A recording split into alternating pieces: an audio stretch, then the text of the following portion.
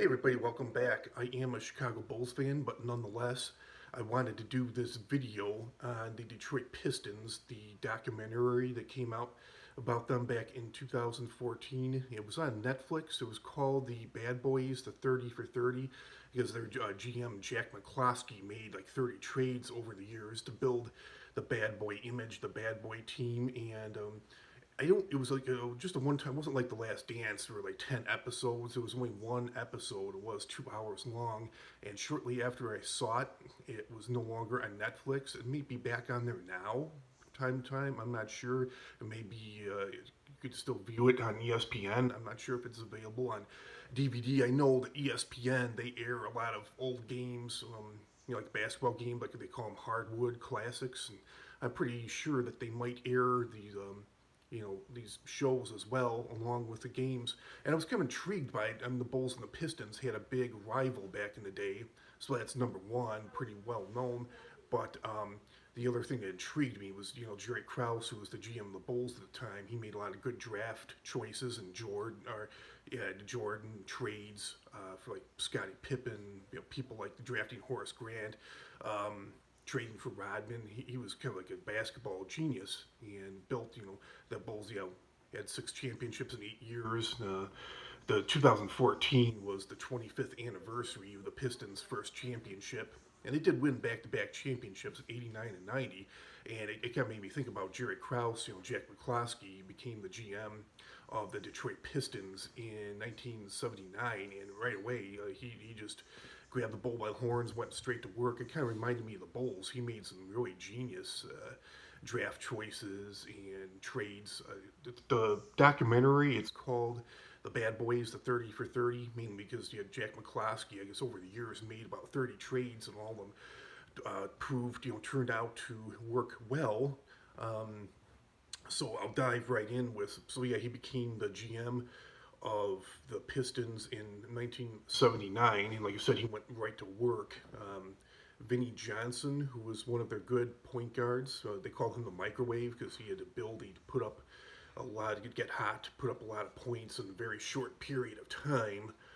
They traded for him in 1981, and he stayed with them until 1991. After the Bulls knocked him out, he became a free agent, and then he signed with the San Antonio Spurs, played one more year, but he was a big part of their second championship season. And when he hit the game-winning shot in the final seconds, and also 1991 when Isaiah Thomas broke his wrist, was out. He did step up to the plate, and he was averaging 23, 25 points a game. Pretty impressive for a bench player. That's what made the Pistons so good, is they had a strong bench. They were big on fouls, but they could have a bunch of guys foul out, and their starters, I mean their bench players were like, a lot of them were just as good as the starters, so it didn't really matter if they lost, the Bulls, if they lost, you had a player foul out like Pippen or Jordan, Rodman, they'd be kind of screwed because they didn't really have the best bench throughout the years, not as good as the Pistons did. And they drafted Isaiah Thomas in 1981, and he stayed there until he had a career-ending injury in 1994. Bill Lambert, he started with the Cleveland Cavaliers, but Jack McCloskey saw something in him and traded for him in 1982, and he stayed there until 1993 when he retired. Adrian Dantley, they got him from the Utah Jazz in 1986, and at one point he averaged 30 points. He was the leading scorer in the NBA. He, at one point, one season, averaged over 30 points a game, which is what Jordan averaged a lot. Pretty impressive. And they traded him in 1989 for Mark Aguirre. It was funny, one part of the show, Jack McCloskey was talking about how, towards the end of the 1989 season, they traded him to the Dallas Mavericks for Mark Aguirre, and then they ended up winning a championship. A lot of Detroit fans despised Jack McCloskey for it. He was talking about how one day he was at a stoplight and a fan pulled up beside him and he just pointed at him like a gun and so he was like, oh man, I wasn't sure if that trade was going to work out, but it worked out well. Some of the players on the team weren't really too happy about it too. I know Bill Lambert told Mark Aguirre, he says, I'm not a fan of you. I've never been a fan of you. He's like, we got a good thing going on here, so don't screw it up. And yeah, he was another one too that really filled in the gap when Isaiah was hurt in the '91 season. I think he was averaging at least like 20 points a game off the bench. He was amazing with the Dallas. I think he averaged like 24 points a game throughout his whole career. So he was a pretty good player. Good. He could put up baskets real fast. He was really a good post player, a good shooter, and he was good faker. He had awesome like jab step to fake players out to get space for an open jump shot.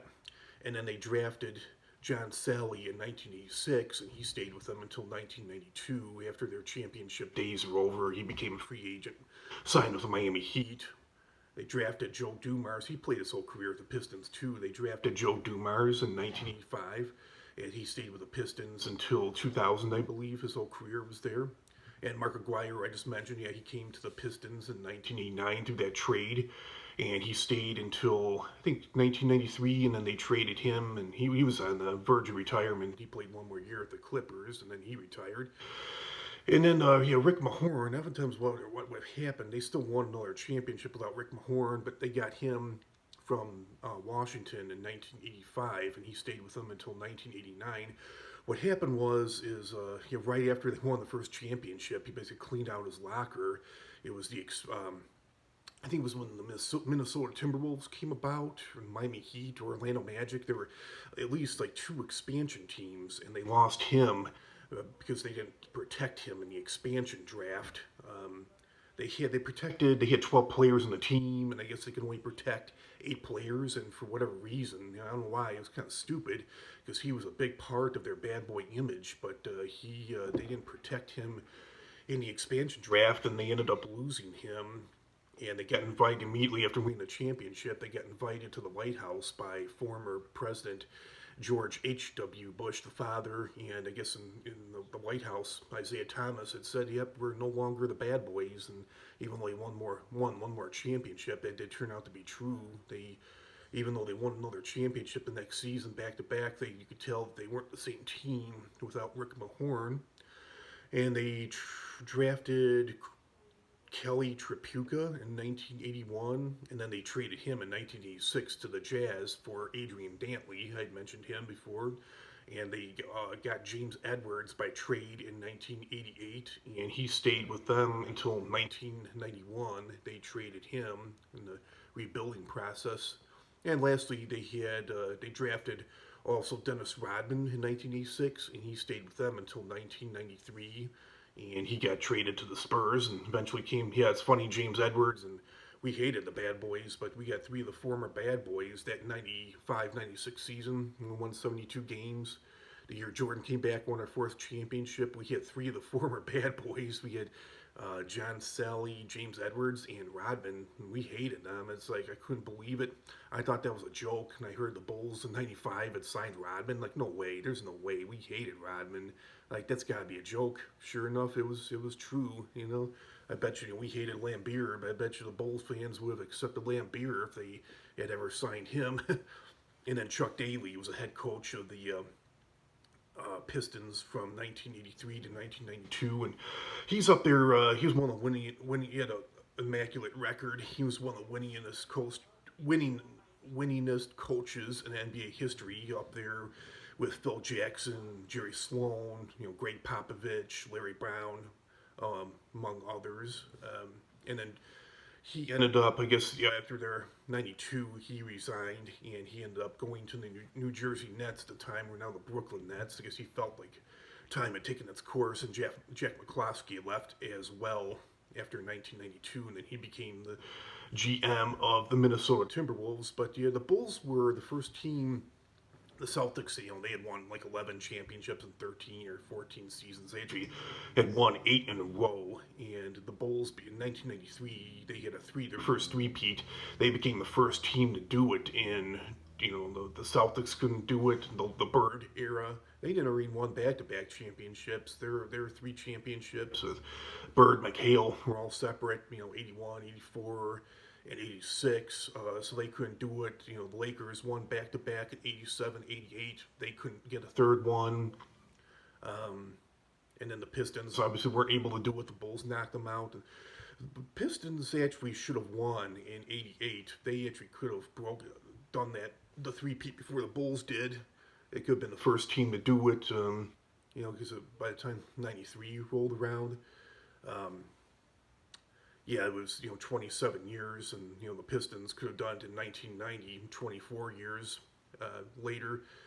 But yeah, they really did get hosed in '88. They really should have won. They were up 3-2, but I think it was a game 6. There was some controversial call. Lambert of all people, it actually looked like he's normally one known for fouling people, but not getting calls, but it didn't really look like he fouled Kareem. He just kind of had a hand on his back, and they called a foul on him, and I think Kareem hit the winning free throws to win the game. And then game 7, I think Isaiah got hurt in the third or the fourth quarter and sprained ankle or something like that. He had to sit out the rest of the game, so they lost him.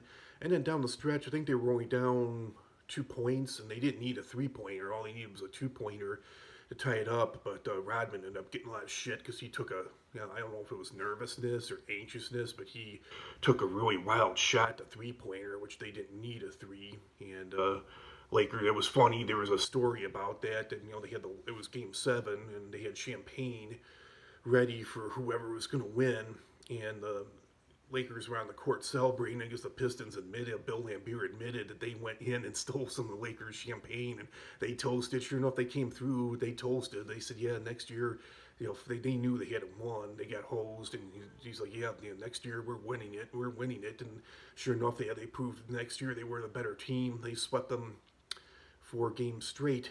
So, yeah, that's all I have to say about that. Comment, like, share, subscribe, and I'll talk to you all real soon. It's another great video. Have a great rest of your weekend, everybody. Talk to you all real soon. Bye.